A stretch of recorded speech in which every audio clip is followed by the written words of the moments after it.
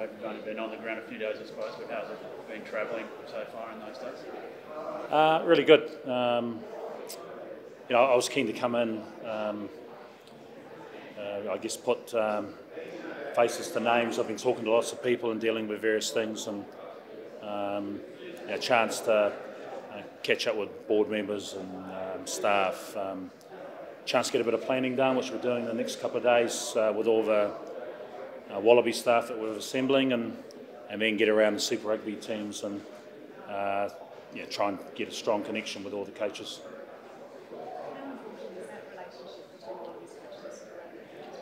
Oh, look, for me, I reckon it's massive. When we pick a side, they've got our athletes for a big chunk of the year, and so they'll do all the skill work and all the conditioning and all the stuff that's important from our perspective. So our job is to chip in and help out, really. We try and help them be successful, and if we can do that, then we'll get good athletes at the end of it. You put a bit of emphasis on conditioning and playing a high tempo game there. How much interaction will there be between Rugby Australia and the States and trying to get everyone on the same page conditioning and fitness wise there? Yeah, look, I went to the Waratahs yesterday. They're looking pretty good, Nick, to me. I know Dean Benton's doing a fair bit of work in connection with all the Super Rugby head strength and conditioners, and so I just think that's a massive part for us. We've step up to Test Rugby is a big one, and we've got to make sure that our guys are really well conditioned. So, look, I'm sure they're working really hard in all the Super Rugby teams, and I'll get a chance to catch up with the rest of them next week. You mentioned that as being really important, particularly in those Bledisloe Cup battles. Can you explain why you think it's so important? Look, there's lots of things.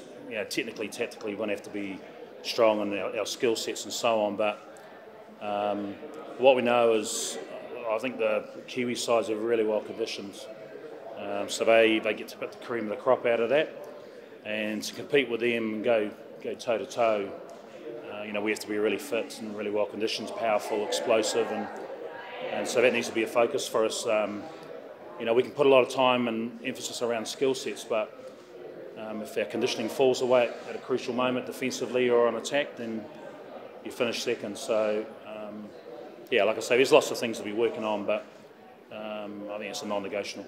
There's obviously such a traditionally strong rivalry between Kiwis and Australia. How do you get Australian fans on the side that want to take us to greatness?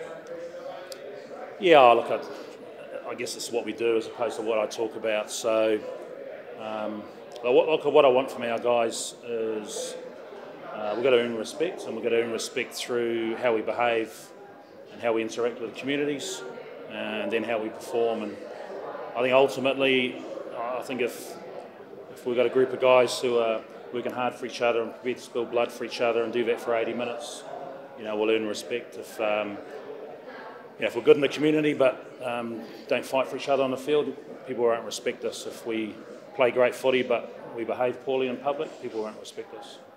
Dave, how do you see the balance between playing attractive rugby and winning rugby and playing the conditions?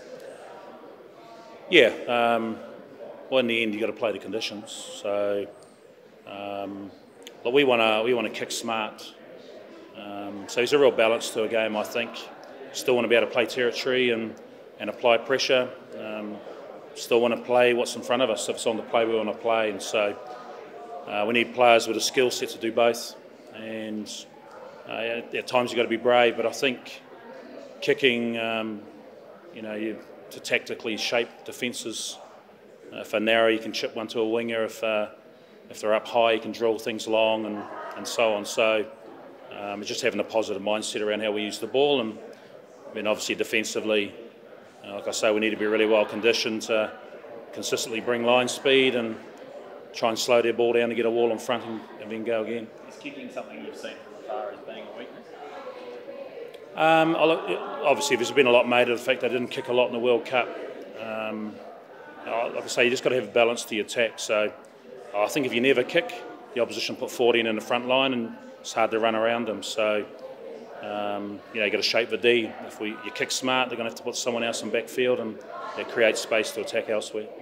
The fact that Michael Hooper stood down as well as captain, does that have any influence at all on your choice of captain? No.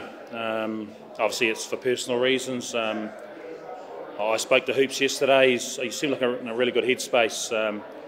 He's obviously had a break. He's come back in really good nick. He's excited to contribute, and he was still contributing a lot in meetings and so on, but maybe without the C tag next to him. So, I mean, the message we'll be giving everyone is you've got to earn the right to play. So we'll be picking guys based on Super Rugby form. Does that extend to Michael Hooper and his captaincy? Absolutely. And you've also mentioned, you've been asked a bunch of times about the young guys. Your message is if you're good enough, you're old enough. Yeah, look, there'll be some really good kids coming through in this country. Obviously, the under-18s beat New Zealand. The 20s went within a whisper of winning a world title there, and so we've got to accelerate that. I think there's good systems in place now. The academy system with Jason Gilmore over the top of that. So we've got to identify these kids and then accelerate them, and some of them will feature in Super Rugby, and hopefully they get plenty of opportunities to learn and grow, and then we'll make decisions later in the year. If some young fellas have big seasons, who knows? Does being based in the Northern Hemisphere for the next few months give you a chance at least to look at some Australians who are playing overseas, and also with someone like Will Skelton, given the uncertainty of his situation with Saracens, is there a chance that he could possibly come back to Australia? Yeah, look, I think anyone who's overseas is going to have to commit back to Australia long term, as opposed to plucking them out because they played X amount of tests. So obviously Nick White's coming back, and I had to catch up with him a couple of weeks ago. We played Exeter and went out for a coffee the night before the game, and he's playing really good footy and he's excited about coming back. So there's certainly a couple of other guys on the radar that I won't mention now who are keen to get back here, but for us to have control over their development and their conditioning and so on, they really need to be back here. And as we know, a lot of guys playing in France, it's a different game. Really tough to come straight out of France and straight into test footy. Do you have a view on whether the Giddo law is right where it sits? It is being reviewed. Yeah, obviously it's being reviewed. We'll have a chat around that. John and I have had a brief discussion, but I think it's important that we try and keep guys in this country, and it's a chance to develop others looking forward. But ultimately we're going to look well ahead to the World Cup, but we need to win tests now too, so there'll be a bit of a balance. And you've seen the result it brought to South Africa. Do you think mentalities could change and players could be brought back to play for Australia in their later season? I don't think it's great for Australian rugby if we brought that many guys back from overseas. What it'll do is encourage more players to go over and chase money, knowing they could still be a Wallaby. So that's a concerning trend for me. I think it is going to have an effect on domestic footy in South Africa, but they won a World Cup, so I guess there's arguments both ways, but my preference would be to pick from what we've got here.